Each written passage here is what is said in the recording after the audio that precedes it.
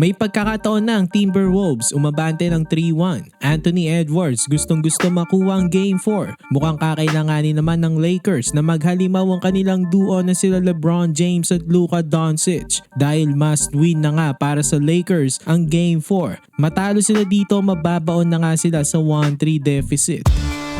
So bukas na nga ang Game 4 ng Lakers versus Wolves. May pagkakataon na nga umabante ng 3-1 ng Timberwolves. Gustong-gusto nga ni Ant-Man, Anthony Edwards, kunin ng Game 4 dahil makakapagbigay nga sa kanila ito ng malaking advantage. Nasa driver's seat na nga sila kapag umabante sila ng 3-1. Pero hindi naman basta-basta magpapatalo sila LeBron James at Luka Doncic. Maraming beses na nga daw nabaon ng 1-2 deficit si LeBron. Alam niya na daw paano makabalik dito dahil sa kanyang mga na-experience. Pero syempre kakailanganin niya na mag-step up ang kanyang partner na si Luka Doncic at ang kanilang mga bench players. Matatandaan nga natin na hindi okay si Luka nung Game 3 dahil may iniinda siyang stomach illness. Ilang beses daw siya nagsuka bago magsimula ang game. So ayun ang rason bakit hindi masyado magandang performance niya nung Game 3. Umiscore lamang siya ng 17 points at may 6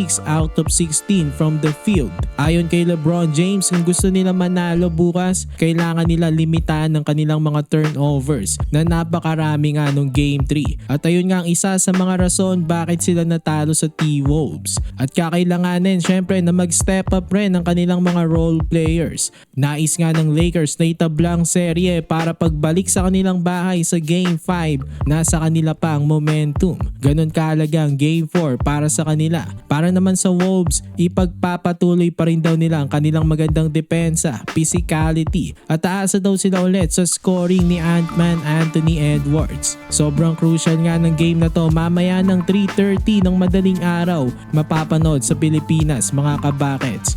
Ano sa tingin nyo, aabante na ba ang Wolves ng 3-1 o itatabla ulit ng Lakers ang series bukas? For more NBA content, ilike nyo na ang ating video at mag-subscribe na rin sa JB Buckets.